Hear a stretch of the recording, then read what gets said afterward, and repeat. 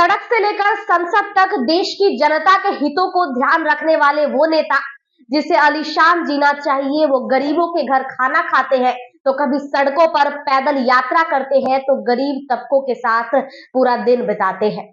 जी हाँ दोस्तों, बात कर रहे हैं राहुल गांधी की। राहुल वो जो सबको जानते हैं, जो सबको मानते हैं, जिनकी प्रेरणा के बीच अब्दुल कलाम भी है और जवाहरलाल नेहरू और इंदिरा गांधी भी है, अटल बिहारी वाजपेयी भी है और शास्त्री जी भी है। लेकिन इन सब के बीच ऐसा क्या हुआ जो राहुल गांधी को सबसे अलग बनाता है? राहुल देश के वो एक नेतृत्व करता है जिसके हाथ में भले ही देश का नेतृत्व ना हो, लेकिन उनकी बातें, उनके द्वारा पहुंचाई गई लोगों की समस्याएं उस बारे में देशवासियों को यह सोचने पर मजबूर जरूर कर देती है कि क्या वाकई देश की स्थिति ऐसी है। दोस्तों, राहुल की वैश्विक उपस्थिति भले ही कुछ और हो, राहुल की पारिवारिक और भौगोलिक परिस्थिति भले ही कुछ और हो, लेकिन इन सब के बावजूद वो तो बस है एक सांसद, एक ऐसा सांसद जिस पर सरकार 3 सालों का प्रतिबंध लगा चुकी है। शायद उनसे डर है या उनकी सामूहिक शक्ति को देखकर, लेकिन राहुल शुरू से ऐसे नहीं थे। शुरू से कैसे थे राहुल, यह जानने के लिए आपको यह वीडियो विस्तार से देखनी पड़ेगी। राहुल गांधी का जन्म की बात करें तो उनका जन्म 19 जून 1970 को एक सामान्य ब्राह्मण परिवार में हुआ था। पिता राजीव गांधी जिन्हें दुनिया जानती है और माता सोनिया गांधी के वो इकलौते पुत्र थे। राहुल की परवरिश सामान्य बच्चों से थोड़ी अलग जरूर हुई है, लेकिन उन्हें हिंदुस्तान के बारे में हर वो चीज बताई गई है जो जरूरी थी। उनकी दादी इंदिरा गांधी भारत की पहली महिला प्रधानमंत्री थी। इस हैसियत से उनके पास रहने का आलीशान कोठी, महल बनाने के लिए ढेरों खिलौने और अन्य सारी सुख सुविधाएं उपलब्ध थी। यह सबके बावजूद राजीव चाहते थे कि राहुल की परवरिश एक सामान्य भारतीय जो बच्चे हैं उनकी तरह हो, जो भारत के हर वर्ग की परिस्थिति समझ सके। लेकिन दादी इंदिरा गांधी अपने इकलौते पोतों को इस बारे में यह नहीं सोचती थी और उन्हें सारी सुख सुविधा देना चाहते थे। उनके हिसाब से राहुल देश की बड़ी सियासत के पहरेदार है, इसलिए उनकी परवरिश सामान्य की जगह एक प्रधानमंत्री के पोते के रूप में जानी चाहिए थी। एक जर्मन लेखक एजेनो थॉमस हॉपकिंग अपनी किताब में लिखते हैं कि राहुल गांधी को इंदिरा गांधी भविष्य के नेता के रूप में देखना चाहती थी, लेकिन राजीव गांधी की सोच इससे बिल्कुल अलग थी। वो वक्त आने पर राहुल के फैसले का इंतजार करना चाहते थे। हालांकि समय से पहले उनकी मौत हो गई। यह कहानी किसी से छिपी नहीं है। खैर, इस पर बात फिर कभी होगी। फिलहाल राहुल के बचपन पर जाए तो यह समय लंबा खिंच जाएगा, इसीलिए जरूरी है कि उनकी राजनीतिक उपस्थिति के बारे में लोगों को बताया जाए। उनकी राजनीतिक पहरेदारी क्या है, उनकी राजनीतिक पकड़ क्या है, इस बारे में लोगों को बताया जाए।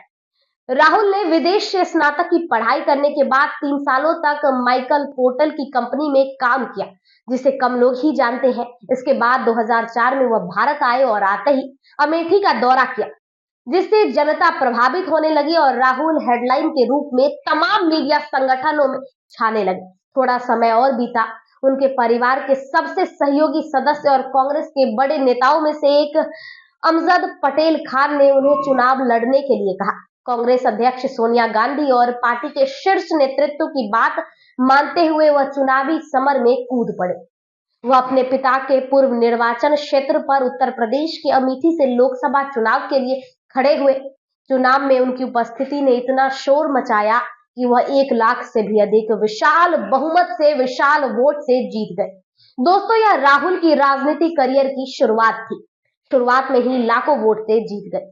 बाद में यह कांग्रेस पार्टी के तमाम पदों पर रहे। हालांकि केंद्र में तब उनकी पार्टी की सरकार थी, लेकिन वक्त का पहिया घूमा और 2014 में एनडीए गठबंधन यानी कि बीजेपी की सरकार बनी और उसके बाद कांग्रेस नेताओं के दिन खराब होते चले गए।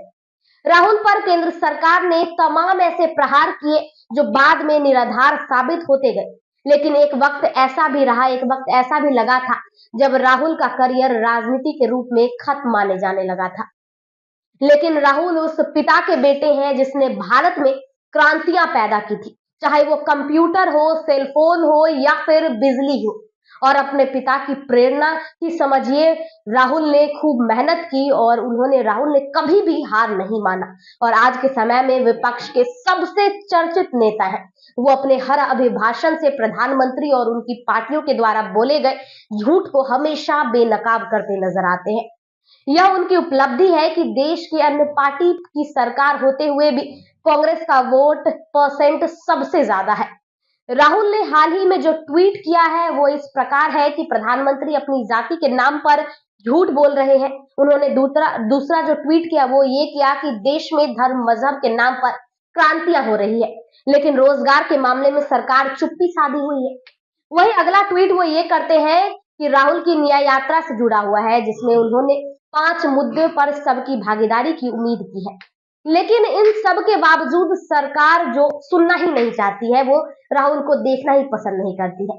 राहुल ने देश की संसद से भी केंद्र सरकार पर तमाम प्रहार किए हैं। उदाहरण के तौर पर पिछले 13 दिसंबर को हुए संसद में कांड को लेकर उन्होंने कहा कि संसद में सुरक्षा नहीं है, सुरक्षा में चूक हुई है। इस घटना को बेरोजगारी के साथ जोड़ा। उन्होंने इस मुद्दे पर पीएम मोदी के साथ ही केंद्र सरकार की आलोचना की। राहुल ने बेरोजगारी को लेकर भी सर्वे का हवाला दिया। उन्होंने युवाओं की स्क्रीन टाइम का जिक्र किया।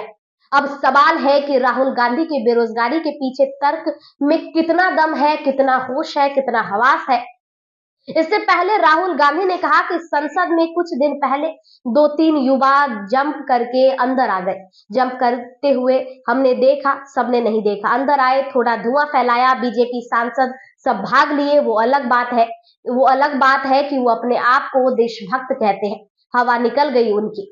वो टीवी पर आपको दिखाई नहीं दिया, वो हम सबने देखा, वो हमने देख रहा है। सवाल ये है कि वो अंदर कैसे आए? सुरक्षा में चूक की बात हुई, सही है क्या ये सब? अंदर कैसे आए ये सही बिल्कुल भी नहीं। संसद के भीतर गैस का सिलेंडर आया, अगर ऐसा रहा सिलेंडर ला सकता है तो वो कुछ भी ला सकता है। इससे पहले भी वो संसद में तमाम ऐसी बात कर चुके हैं जिस पर हर भारतवासी खुद को जुड़ा हुआ महसूस करता है। खैर, कभी समय मिले तो अगले संस्करण में राहुल से जुड़ी और कहानियां आपके सामने रखेंगे, जिसे हिंदुस्तान की जनता को सच में समझ सके कि सच क्या है। लेकिन यह तो सच की राहुल के नेतृत्व में कांग्रेस पार्टी की उतावली होते हुई देखी जा रही है। राहुल के नेतृत्व में कांग्रेस पार्टी बहुत उतावली है। उन्हें सड़क से लेकर संसद तक देश की जनता के हितों में का ध्यान रखा है। कांग्रेस के युवा अध्यक्ष श्रीनिवास तब सुर्खियों में आए जब उन्होंने कोविड के दौरान देशवासियों की रक्षा की थी। इसके बाद भी केंद्र सरकार की नीतियों पर सवाल उठाने के कोई गुरेज नहीं रखा। हाल ही में उन्होंने प्रधानमंत्री और वित्त मंत्री दोनों की बातों को सामूहिक तौर पर उजागर करते हुए पूछा, इनमें से झूठ कौन बोल रहे हैं? हालांकि यह पहला मौका नहीं था जिसमें प्रधानमंत्री अलग और वित्त मंत्री अलग बात कहे हों। आए दिन राहुल गांधी प्रमुखता से अपनी बातें रखते रहते हैं, प्रमुखता से और सबूत के साथ रखते हैं। ऐसा नहीं है कि वो भी हवाई बातें करते हैं। सिर्फ इतना ही नहीं बल्कि आम लोगों के लिए संसद से सड़क तक रास्ता हर दिन तय करते रहते हैं। और यहाँ सोचने वाली बात है, जिसे आलीशान जिंदगी जीना चाहिए, जिनके पास किसी चीज की कमी नहीं है, जिनके आप 2-4 पुस्त कह लीजिए, जिनके दादा दादी या उनके पिता जो खुद इतने बड़े पद पे रहा हो, उनके बेटे सड़कों पे घूम रहे हैं, आम जन की बात सुन रहे हैं, गरीबों की बात सुन रहे हैं और उनको ध्यान में रखते हुए उनकी समस्याओं का जिक्र कर रहे हैं, उनको समस्याओं का प्रमुखता से उठा रहे हैं। वो उनकी बात ही कुछ और है। असली नेता के तौर पर ऐसे लोग, देश की जनता ऐसे लोगों को ही देखना पसंद करती है। तो आपको यह वीडियो कैसी लगी हमें कमेंट बॉक्स में जरूर बताइए। तब तक अपना ख्याल रखिए, स्वस्थ रहिए, मस्त रहिए और अगर वीडियो अच्छी लगी हो तो लाइक कीजिए, शेयर कीजिए और सब्सक्राइब कीजिए।